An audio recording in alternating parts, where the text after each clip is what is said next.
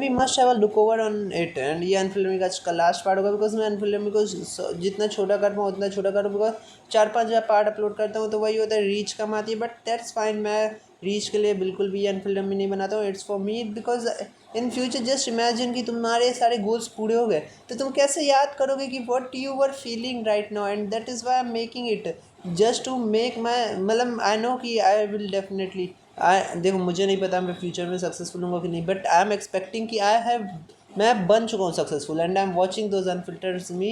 And जब मैं future में देखूँगा then I will be somewhere, मेरे मेरे अंदर वो छोटी सी स्माइल आएगी चेहरे पे। सो मैं सेकंड टॉपिक पे मुझे थोड़ा बहुत याद आ गया, तो मैं सेकंड टॉपिक पे ये कहना चाह रहा था कि हमारी डिज़ायर्स कितनी ज़्यादा वो होती है ना, कहना मैं फ्रेजाइल टाइप ऑफ, लाइक तुम्हें अभी लाइफ में कुछ ना कुछ पाना होगा।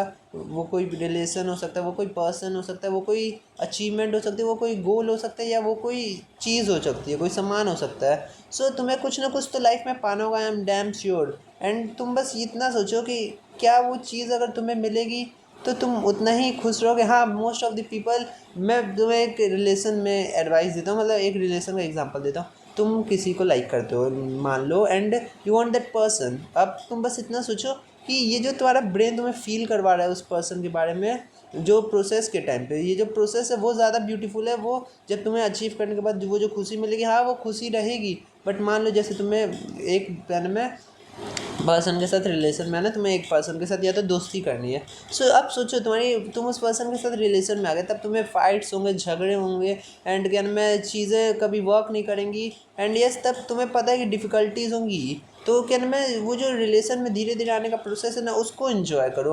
मैं यही तुम्हें कहूँगा कि चीज़ें आएंगी, तुम एक चीज़ को अचीव करोगे, तुम उससे बड़ा गोल करोगे। डिज़ायर्स कभी भी ख़त्म नहीं होते हैं। हाँ,